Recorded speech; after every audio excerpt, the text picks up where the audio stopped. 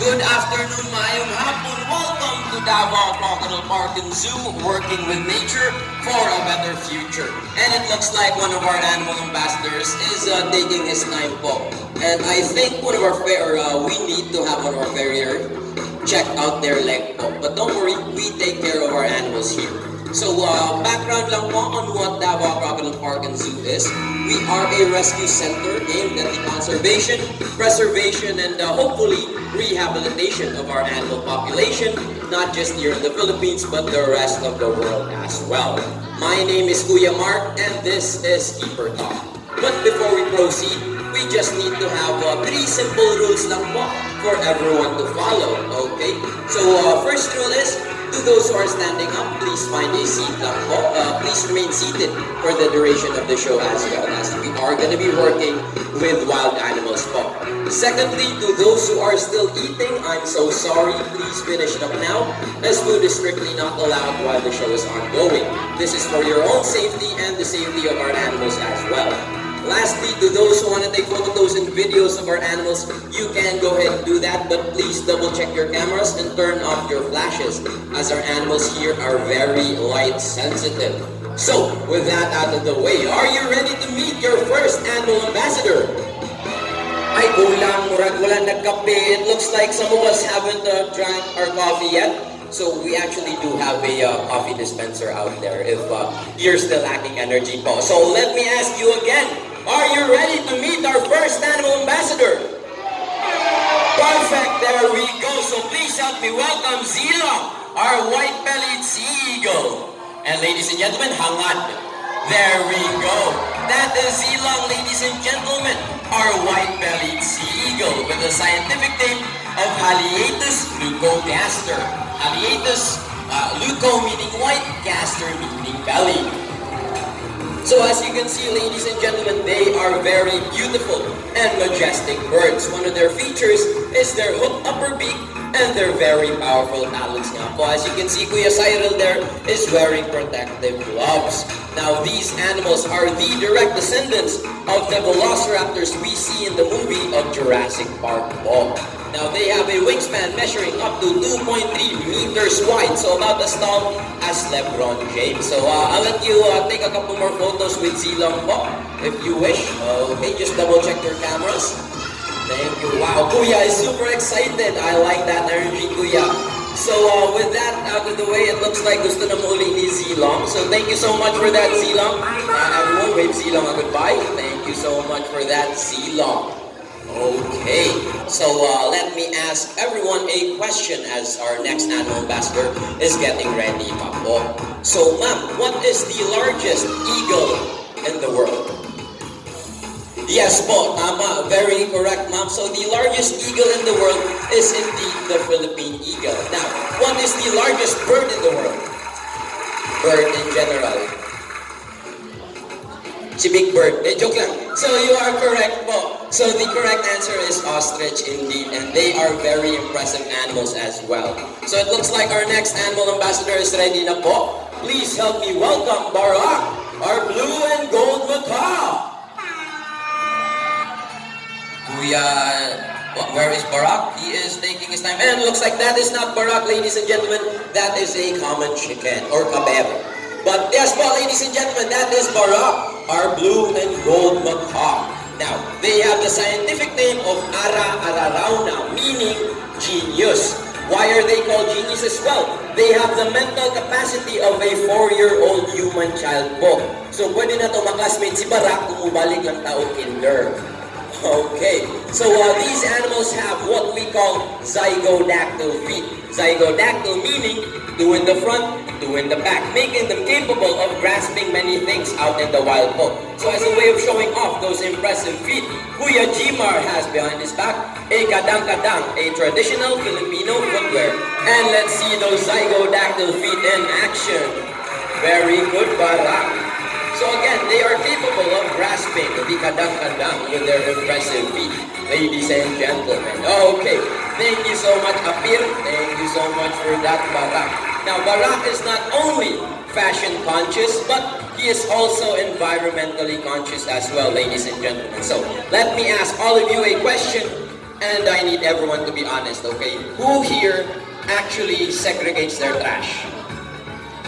Guilty, guilty. So yes po, as we can see, unfortunately, most of us don't actually segregate our trash. But hopefully with this next segment po, we will all learn a valuable lesson in segregating and helping out the environment as well. So Kuya Gmar has their one can labeled biodegradable and the other labeled non-biodegradable. And inspection nun sa ni Barak. So double check muna Barak. Do we have any trash over there? Okay.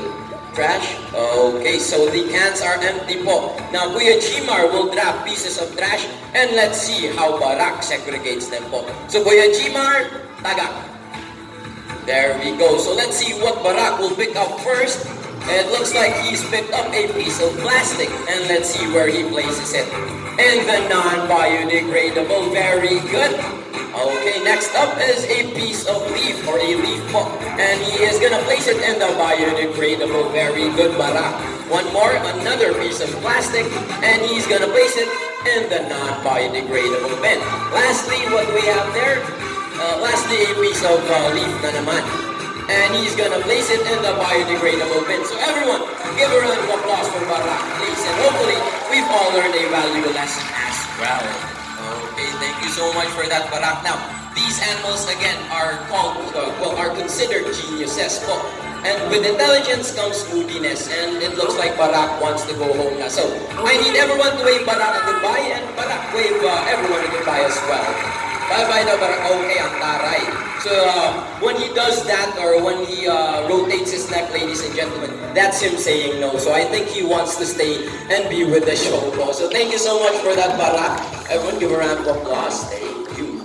Okay, so we will be meeting our next animal ambassador na po. But, first, let me see if people are actually listening po. So, sir, with the cap and glasses, let me ask you a question. What is the meaning of ara-araraw now? Oh no! Okay, so assignment na lang na, sir. So the meaning of ara-araraw na is genius. Again, they have the mental capacity of a 4-year-old child po. And it looks like our next animal ambassador is ready na. So please help me welcome Jumbo, our umbrella-crested cockatoo. Yes po, ladies and gentlemen, and that is a very beautiful bird po. Now, you can tell their mood or their feelings that moment by checking out the crown on their head. Okay, he is kissing Kuya Cyril na po. He's first, okay, he's very good. Okay, so who here doesn't know how to ride a bike? It's hindi ka ba mag-bike? So we have Kuya. I think Kuya doesn't know how to ride a bike. And we also have Ate there as well. So nothing to worry about because Jumbo here will teach us how to ride a bicycle, ladies and gentlemen. And sakay Jumbo and okay, he is investigating that weird sound. Okay, and pajak, very good Jumbo. And ladies and gentlemen, that is the zygodactyl feet in action once again. Okay, so unfortunately, 70% of our air pollution does come from our transportation. So since we already have an alternate way to get to commute or to commute to work, we also have a different way. If you don't know how to ride a bike, nothing to worry about because we also have a scooter. Okay, so Jumbo sakay dayon pajak. And there we go. Very good, Jumbo. Thank you so much for that. So everyone give a round of applause for Jumbo. Thank you so much for that, Jumbo. He is kissing his trainer puppies. Thank you so much for that. Okay, we are good. Now we're going to be meeting our next animal ambassador po. And whoever gets this right, and to be perfectly honest with you, I need an adult to answer this. Kids are not allowed, okay? So I need an adult to answer this. What is the animal that is considered the alarm clock of the rainforest or the jungle? What you guess, sir? What you guess, sir? Not the rooster. Very close. It's still part of the bird family. Okay, no one can answer it. Okay, so the next animal ambassador po is the alaw, ladies and gentlemen, or the Philippine great hornbill. As you can see, they got their name from their impressive hornbill. Now they have, if you are able to zoom in with your cameras, you're able to see that they have very long and beautiful eyelashes, ladies and gentlemen. Now, these animals are what we call monogamous.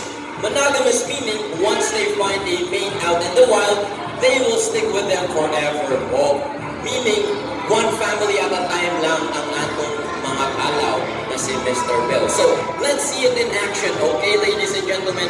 Now, what I need you to do is at the count of 3, I need everyone to shout fly as loud as we can, okay? Okay, so let's go for a trial run first. 1, 2, 3. Perfect, very good. So I need that same level of energy, okay? So 1, 2, 3, fly! And there we go, ladies and gentlemen. That is their natural behavior out in the wild. They will catch the most fruits or the most insects in order to have the most opportunities with other females po. Again, they are monogamous. So who here is single? Wala? Kaluoy ba nato eh? Mas gwapo pa mag-love life ang birds sa ato Okay. So let's see it in action one more time. Mr. Bill, are we good? Okay. So Kuya Chimar, again, everyone. 1, 2, 3. Very good. Thank you so much for that, Mr. Bell. Impressive, am I right? Okay. Thank you so much for that, Mr. Bell. There we go. And if you can see, ladies and gentlemen, unlike most birds who walk on their 2 legs, hornbills actually hop from place to place po. Okay. So we will be meeting our next animal ambassador na po. And who, let me ask the audience for this. Maybe some people know. So, what do we call the animal that we believe has 9 lives? Cat, very good, that is correct. We consider cats, we believe that cats have 9 lives. Second question, what animal is Winnie the Pooh? Bear. I think I heard someone say Pooh, so actually Winnie the Pooh is a bear, not a Pooh, okay? So last question, what do we call the animal that looks like katabi nyo ngayon? Or ano ang tawag sa hayop na katabi, na kamukha na katabi nyo? Monkey. Kamu naging unog unggoy ha, kamu naging unog monkey. Nangutaan na lang ko, wala ko isala. So, actually, our next animal ambassador is the amalgamation of all 3 of those animals po. So, I'd like to direct your attention to your left po. And please help me welcome Eddie, our Palawan bear cat. Now, they have the face of a cat, the body of a bear, and the very impressive tail like a monkey, making them capable of hanging from branches out in the wild. Oh, now their tails are as long or about as long as half of their body length. Oh, now they again are very impressive animals. So I would like to direct your attention to your right na naman as we will be meeting Debbie's younger brother na si Uno. Okay, Uno, come on out here na po. And it looks like our stray chicken is still part of the show. Okay. Thank you so much for that, Mr. Chicken. Okay, so ladies and gentlemen, again, they are our Palawan bear cats. And as a way of showing off why do they have the name bears in them, is because they're capable of standing on their 2 hind legs, much like a bear, and using that impressive tail as an anchor point. Oh, they're very good for that, Uno and Teddy. Now, fun fact about these animals, ladies and gentlemen, we don't know why, but they actually do smell like fresh popcorn. Yes, but they smell like fresh popcorn. Their poop and their feet smell like fresh popcorn, but we do not recommend you try sniffing our Palawan bear cats, okay? So, Kuya Jimar, or what are you feeding? Uno. Saging banana, okay. So, banana is a fruit, ladies and gentlemen. So, what do we call the animal that specifically eats fruits? Herbivore? No, pwede, but we need a specific answer for that. So, let's go with something easier. What do we call the animal that specifically eats meat or carne? Carnivore, very good, tama. What do we call the animal that specifically eats herbs and grasses? Herbivore, tama. What do we call the animal that specifically eats herbs and grasses as well as meat? Omnivore. Much like us humans, we can be considered omnivore. Now, what do we call the animal that specifically eats fruits? We need salad. No, actually. Okay, I think someone got it close over here. Wala. Okay, so the correct answer, ladies and gentlemen, is actually frugivore. Much like insectivores, frugivores, these animals are only eat fruits po. Basically, in short, they have a much more expensive diet compared to the rest of us trainers po. Mas mahal ang ilang kaon kumpara sa amuha. Okay, thank you so much for that, Kuya Jimar. And it looks like Uno wants to go home now. Okay, so baklay tababalik Uno. Thank you so much for that. Again, these animals are what we consider as nocturnal. So at about this time, 4 p.m. is their time to wake up na po. So nagsugod na ang duty ni Uno. Okay, so we will be meeting our next animal ambassador na po. And I need everyone, especially the kids, to take a seat na po as our next animal is gonna be a fan favorite po. A lot of ladies love this next animal ambassador. So please help me welcome Janelle. Janelle. Oh, that's not Janelle, that is Kuya Cyril, okay? This is not Janelle.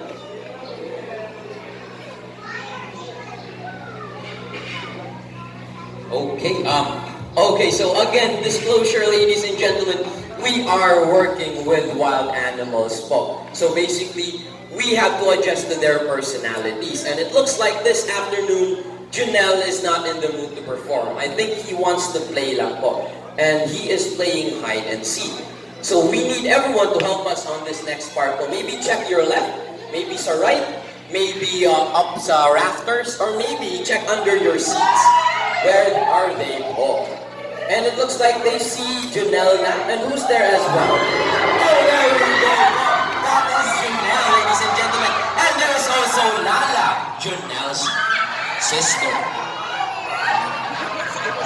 Okay, so ladies and gentlemen, don't be scared. They are our gentle giants, meaning, well, they are gentle giants. It's fine to touch. You can touch the snakes po, but please do not touch our handlers, as our handlers are much more dangerous than the snakes. Okay, so double check. So, now you can touch the snakes po. You can touch our gentle giant po. Okay, so Kuya, okay. Sir over there, enjoying the snake. Ma'am, atras man na ma'am. Okay, so mga ate, mga kuya, we can touch the snake po. Just be gentle with them. Thank you. So again, they are our Burmese pythons, ladies and gentlemen, or our gentle giants. They are non-venomous po, meaning if they bite you, you have nothing to be scared of. You will not die immediately, but they are constrictors, meaning they will crush every single bone in your body and swallow you whole po. They are very beautiful animals. And as promised, or considering no one answered earlier, we're gonna need 2 very lucky victims, I mean volunteers, for this next segment po. So Kuya Jimar, do we have a potential volunteer? So ma'am over there with the elephant shirt, right? Yes po. Okay now ma'am, it looks like you're the one that was called na po. Alina din ma'am, sayang ang opportunity. Come on up here, sayang. Don't waste the opportunity ma'am. You will be meeting our gentle giants. Ate, we can join the show later na ate. Thank you. Come on up here na ma'am. Na, naglalis na yun sila. Sayang na ma'am. Come on up here na. So how about you ma'am with the blue mask na lang? Yes po. Yes po ma'am. So come on up here na. Don't waste the opportunity. Let us meet our gentle giant. So everyone, give her a round of applause naman po. And how about you, Kuya Cyril?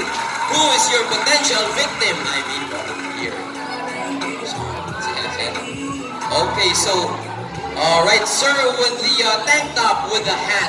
I'm so sorry, you were the one that was called, sir. So you are the one that will come up the stage. So give the kid to your wife na po, and come on up here na. Alright, so come on up here, sir. Let's meet our gentle giants. Woo! Okay, so just stand here, ma'am and sir. So let me ask you a question. What's your name, ma'am, and where are you from? Where from? Yes. Sorry. No problem. What's your name, ma'am? Freya. Freya from? Japan. Freya from Japan. And how about you, sir? What's your name and where are you from? Jason from New Zealand. Jason from New Zealand. We got a Kiwi and a Japanese. So, Kuya, hit it! So, Ma'am Freya and Sir Jason, actually we have a rule here in Davao City. Once you step into Davao City, you will have to dance budots. It is a requirement, sir. Okay, so, Kuya, hit it one more time. Dance. Dance. And there we go. And there he goes. Everyone, give them a round of applause. Very good. Thank you so much for that, Ma'am Freya and Sir Jason. Very good. So, let's have you dance a bit more, okay? So just close your eyes, ma'am. Close your eyes, Sir Jason. Just close your eyes. And you will be meeting our gentle giant. So come on up here, and there we go. And it looks like Sir Jason is handling it pretty well. Ma'am Freya is a bit more scared. As you can hear from her scream, she is a bit scared. Oh my God, no. Okay. So, ma'am, how does the snake feel? Can you translate that, ma'am? Okay, so we don't know. Okay, so how do you feel, ma'am? Okay, so it looks like she is scared now. So let's go with Mr. Jason that I'm for now. So, sir, how do you feel? Good? Good. Very good. And how about, how does the snake feel? Moist and soft. Yes, yes, sir. They are gentle giants and they are very kind of them. So, how about we step to the front, sir, and have your lovely family take a couple more photos with you, po? Okay. So, let's take a couple more photos with Sir Jason and Lala, our gentle giant. Okay. So, we can take off the snake na, sir. Thank you so much for being part of our segment. And, Ma'am Freya, let's come on up here to this center. Thank you so much, sir. We can return to our seats na po. We can return to our seats. Thank you, sir. Okay, so come on up here naman. Right at the center. Yes. What's wrong? What's wrong? No, there's nothing. Relax. Relax. You have also impressive snakes in Japan as well, I'm sure. Okay. So we also have another surprise for you, ma'am, actually. Okay. So, let's go with your family, mama, and take a couple more photos with them. Okay. So, Ma'am Freya's fear is nothing to be concerned about. They are, again, gentle giants. Okay. Thank you so much for that, Ma'am. So, give everyone give Sir Jason a round of applause, and as well as Ma'am Freya. Thank you so much for that, sir, and Ma'am Freya. Okay, so here in Davao Crocodile Park and Zoo, we have a mission, and that is the conservation, preservation, and hopefully rehabilitation of our animal population, not just here in the Philippines, but the rest of the world as well. On behalf of my fellow trainers, we have Kuya Gmar, we have Kuya Cyril, we also have, let's just wait for him to be ready. We also have Kuya Gucci with our tip box if you want to help us out some more with our mission book. And again, my name is Kuya Mark. On behalf of Davao Crocodile Park and Zoo, we thank you.